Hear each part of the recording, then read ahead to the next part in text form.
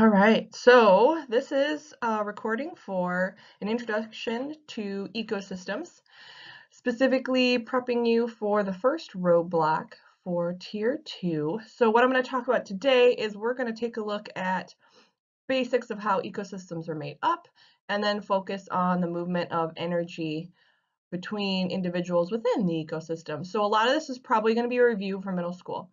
So feel free to kind of fast forward or skim through it, whatever you need, depending on how much you remember about the topic. So up first, I've got a list of different levels within an ecosystem, including the ecosystem itself, because there is bigger levels than just the ecosystem. So as you've kind of seen this up while I've given an intro, maybe ask yourself, do you know what each of these are? Could you give an example? So I'm going to have an example slide coming up that actually gives examples of each of these. Okay, so focused on ecology. So what is it? Well, if we break it apart like we've done before, eco is the living materials and organisms within the environment. So it's that house, if you see that below, where we're living and we're studying our home, essentially, that we are caring for, hopefully, and all the organisms that live in it and share that home with us. All right, so here's that example slide I was mentioning. So here's an example of each of those levels and what we would see there. So if we start at the species level, we got one individual organism in a species. If we group a whole bunch together, we now have a population of that particular species. A community is all the living organisms within an area sharing that space, may or may not be interacting with each other, or they just might be living in a similar area. Now, once we start adding in the non-living portions, we've got our ecosystem. So we've got the community, but we've got everything else that they need. Water, the soil, the rocks that support all the plant life, and obviously the air that organisms are breathing in or releasing materials into. We start to group ecosystems together, we get larger levels, larger conglomerations of ecosystems that are defined a lot by their climate specifically. So we have our biome, and I've got a map coming up here, and then the entire Earth would be considered the biosphere. All right, so let's skip ahead to that map. So here are some biomes. I bet you recognize a lot of them, like a tropical rainforest. And you can kind of see, based on how they're grouped, there's a lot of longitude and latitude similarities because that's really going to be helping to dictate the climate in that region. So if you come over here to the United States, we've got a lot of temperate forests here. We've got, if you move more north, some more tundra areas up in Canada. Okay, obviously some deserts in the desert Southwest. So the biomes available depend a lot on location. All right, so here's a lovely deciduous forest. Take a second to think, biotic, abiotic. What would be biotic? What would be abiotic? The biotic should be the living components. So remember, bio, living, we're in biology. So the deer, the trees, the birds. And the abiotic are those other components that support them, the water, the air, the rocks and soil. Soil's a little tricky. Dirt, I suppose, is the best name for the abiotic version, but soil itself is full of microbes and bacteria and other very small organisms we'd kind of take for granted. So then there really are biotic features in that. All right, so this is just a quick sum of what I said. The biotic is all the living components. The abiotic are the non-living. All right, energy. How does it enter? Right? The sun, of course, right? So we get all of that energy coming down from the sun, starting with plants. So we'll start there. Plants are producers, they're the base. If you want to think of a food pyramid, like maybe you think of back in the day, they had the food pyramid for groups of foods you were supposed to eat and how many. And lower on the pyramid, you were supposed to eat more. As it got higher, you're supposed to eat less. Similar thought here, since it's about the amount of energy. So the producers of the base, they capture all the energy. They use photosynthesis to do that. So because they can essentially feed themselves, another name for a producer is an autotroph, self-nourishing. So plants, of course, but algae and some bacteria can do photosynthesis or chemosynthesis, where they use chemicals to create their own energy as well. Consumers, so anything that can't make its own food and has to eat somebody else. Okay, another name for that is a heterotroph. Hetero means different, so they have to consume or eat different things. And these are most of the things you've heard of before: herbivores, omnivores, carnivores. What might throw you off is detritivores and decomposers. There's a lot of confusion sometimes about how these two things are different, so we'll focus on that for just a second. So a detritivore is still going to eat, just like an omnivore or herbivore eats. It's going to have a digestive tract, it's going to excrete waste. So it's not going to use all of what it eats. Generally, detritivores feed on dead material like a carcass. So they're going to eat carrion. Great example would be a vulture. A decomposer is going to kind of break down dead organic material using enzymes. So it's going to break it down into simpler chemical forms. And eventually those energy and nutrients will get returned to the ecosystem, but they don't digest like we normally think of digest, and they don't excrete like solid waste that still needs to be broken down more.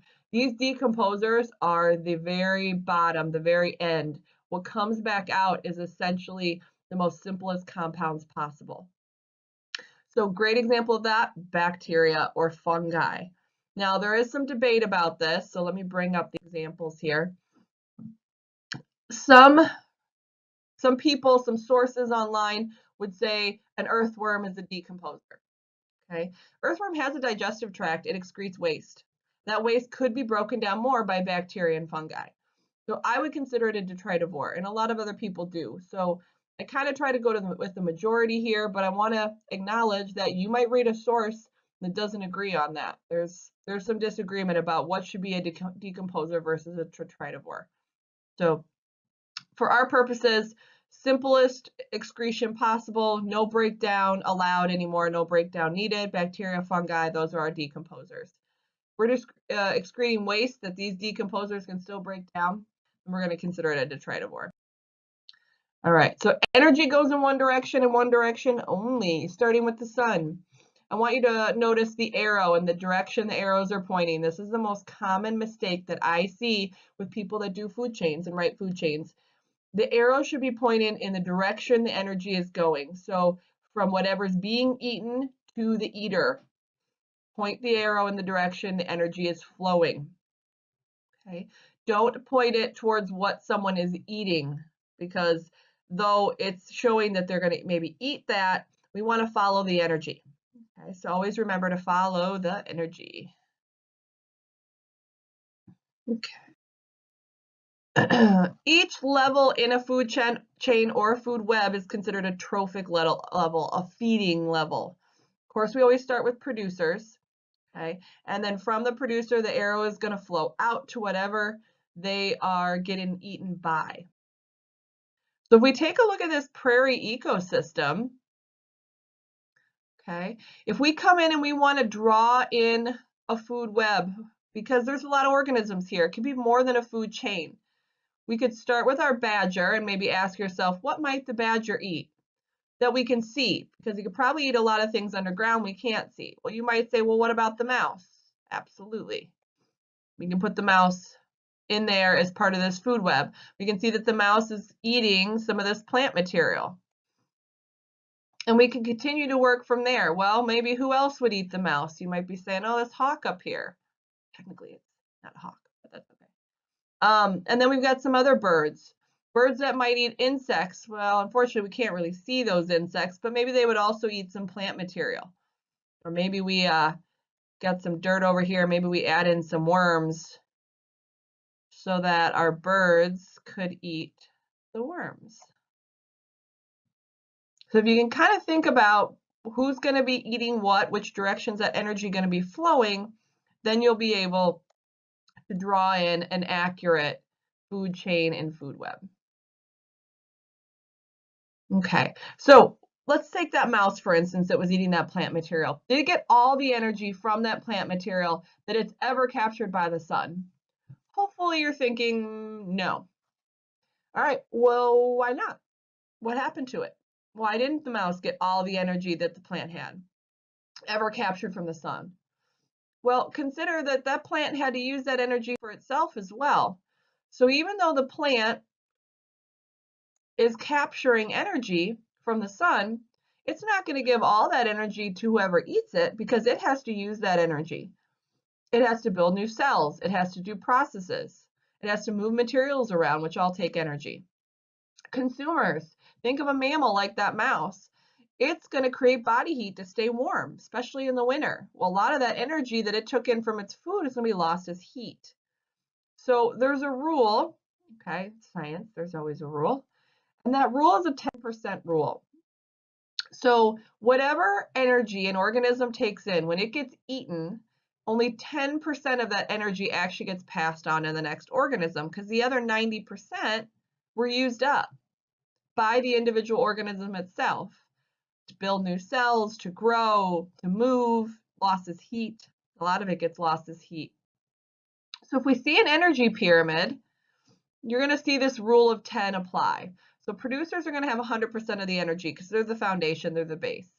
Those first level consumers, or that primary level, they're only going to have 10% of that original energy that was captured by the plants. And then if they get eaten, now we're down to 1%. So we can see we divide by 10 each time.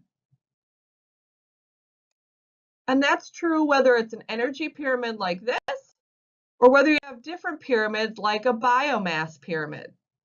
So you can see biomass is a measurement in grams, milligrams, kilograms, just depends on how large the material is.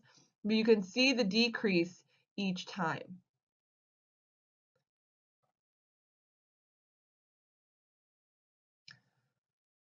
Okay, so energy flow and biomass kind of go together.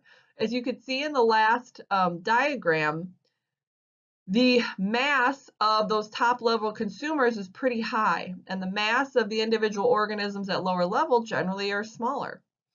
So consider what it takes to feed each of those levels, right? So one person that's pretty big, it takes a lot of food, a lot of mass, a lot of volume of food in order to keep you going. Whereas a herbivore, it doesn't take as much mass. They're closer to the foundation. Now you might say, wait, herbivores eat a lot, right? Eat a lot of plant material. But consider that plant material does not have a lot of mass to it. Think of the mass of a salad versus the mass of a steak.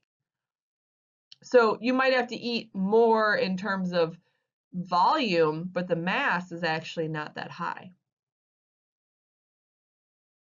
All right, so here's a good quick little quiz. All right, how many primary consumers are there? So hopefully you're thinking, all right, primary consumer, first level consumer is going to be eating the plants. So we got 1, 2, 3, 4, and we got 5. How many sources of food does a fox have? Well, here it is. How many arrows does it have coming to it? 1, 2, 3, 4, and 5 again. All right, the question you can't see because my big head's in the way.